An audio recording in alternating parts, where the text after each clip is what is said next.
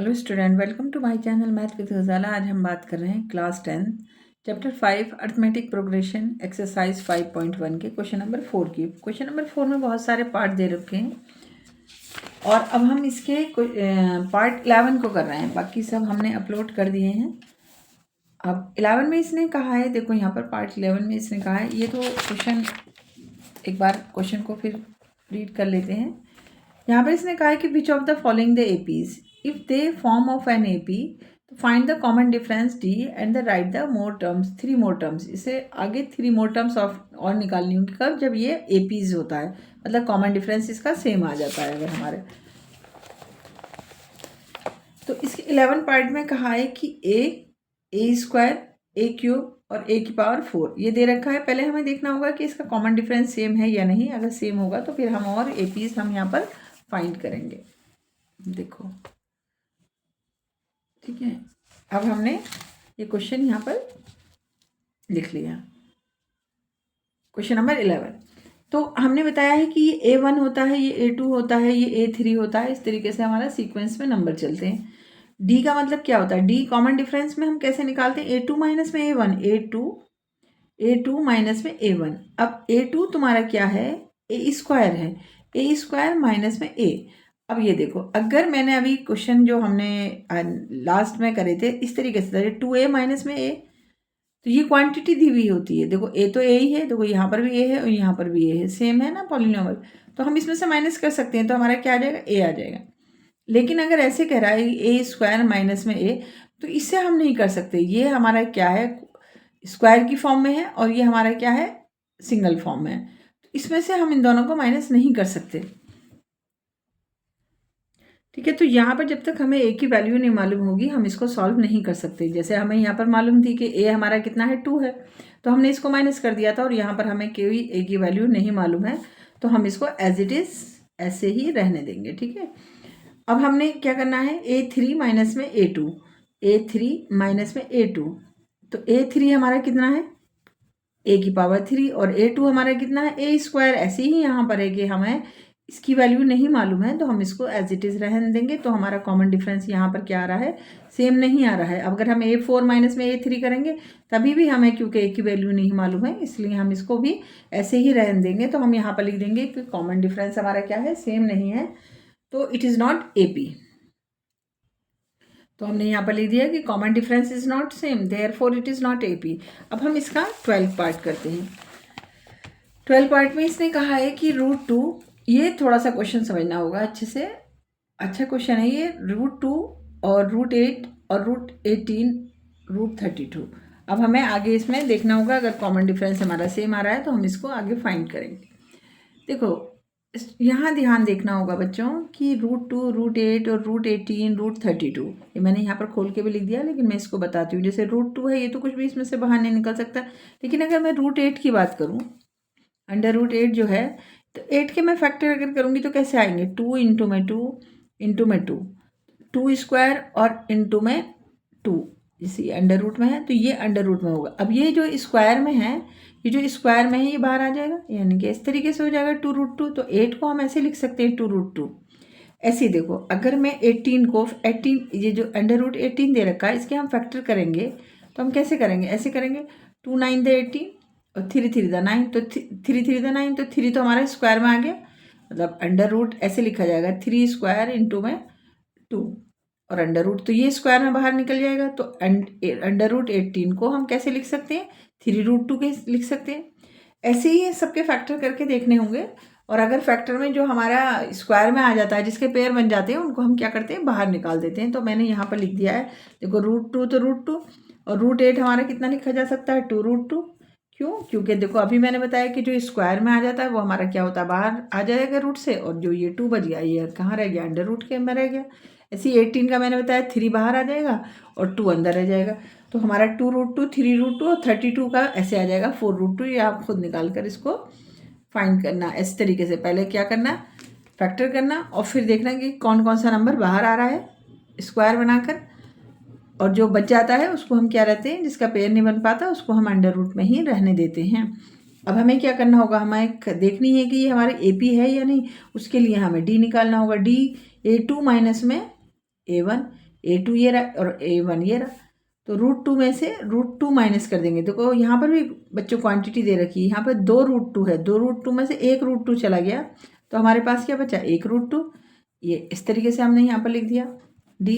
अब एक बार और निकाल के देखना होगा, किस में से A3 में से A2 माइनस करना होगा, किसे A3 में से A2 माइनस करना होगा। A3 हमारा कितना है 3 √3 और माइनस में 2 √2। यहाँ पर भी क्वांटिटी है, यहाँ पर 3 है और यहाँ पर क्या है 2 है, 3 में से 2 गए तो कितना बचा 1। तो हमारा यहाँ पर क्या आ गया कॉमन डिफरेंस जो आया वो क्या आ गया सेम आ गया। कितना आया √2 और ये रहा √2। अब हमें क्या करना होगा, अगर हमारा कॉमन डिफरेंस सेम आ गया तो हमें यहाँ पर और 3 मोर टर्म्स फाइंड करनी होंगी। तो हम पहले लिख लेते हैं common difference is same therefore it is NaP। तो मैंने यहाँ पर लिख दिया कि common difference is same therefore it is NaP। और हमें क्या करना होगा, अगर हमारा कॉमन डिफरेंस सेम होता है तो हमें 3 मोर टर्म्स फाइंड करनी होती है। तो लास्ट टर्म में हमारी कितनी टर्म आई है 4 √2, ठीक है। और अब हमारा क्या है ये √2 है, इसको हमें यहाँ पर प्लस करना होगा। देखो फर्स्ट अगर हम निकालेंगे यहाँ पर तो 4 √2 प्लस में √2। अब ये क्वांटिटी कितनी हो रही है 5 √2, ठीक है। अब ये 5 √2, लेकिन इसकी लास्ट में आंसर शीट में दे रखा है 50। तो 50 देखो कैसे होगा। अब ये जो अगर 50 मैं यहाँ पर लूँ और √50 कर दूँ यहाँ पर और 50 के मैं फैक्टर करूँ तो 50 के फैक्टर कैसे होंगे 25 आ जाएगा और 5 5 द 25।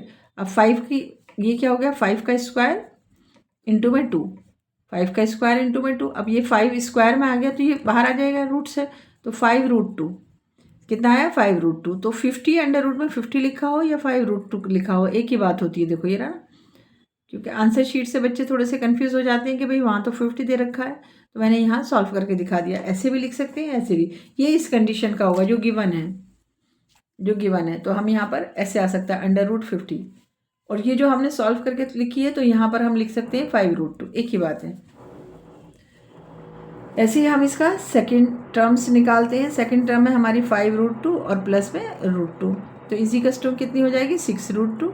वही देखो ये कितना हो जाएगा 6 इंटू में 6, क्योंकि स्क्वायर में था इसलिए बाहर आ गया, और इंटू में 2 तो 72। ऐसे इसको फैक्टर करके देख लेना और मल्टीप्लाई कर लेना और लिख देना, ठीक है। अब हम इसका थर्ड पार्ट करते हैं। थर्ड टर्म जो हमें निकालनी है 6 √2 प्लस में √2 इसी कस्टू में 7 √2, ये आ गया यहाँ पर।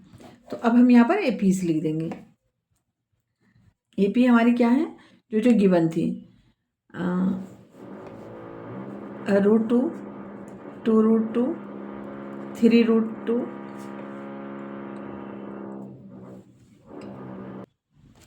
ये थोड़ा यहाँ गलत लिखा है, यहाँ पर 2 आएगा इस जगह, ठीक है। 3 √2, 4 √2, 5 √2, 6 √2 और 7 √2 हमने यहाँ पर लिख दिया, ठीक है। और इसको मल्टीप्लाई भी कर सकते हो, 7 7 द 49, 49 की 2 से मल्टीप्लाई कर देना, 6 6 द 36, 6 की 2 से कर देना, और ये 50 वाली मैंने करके दिखा दी।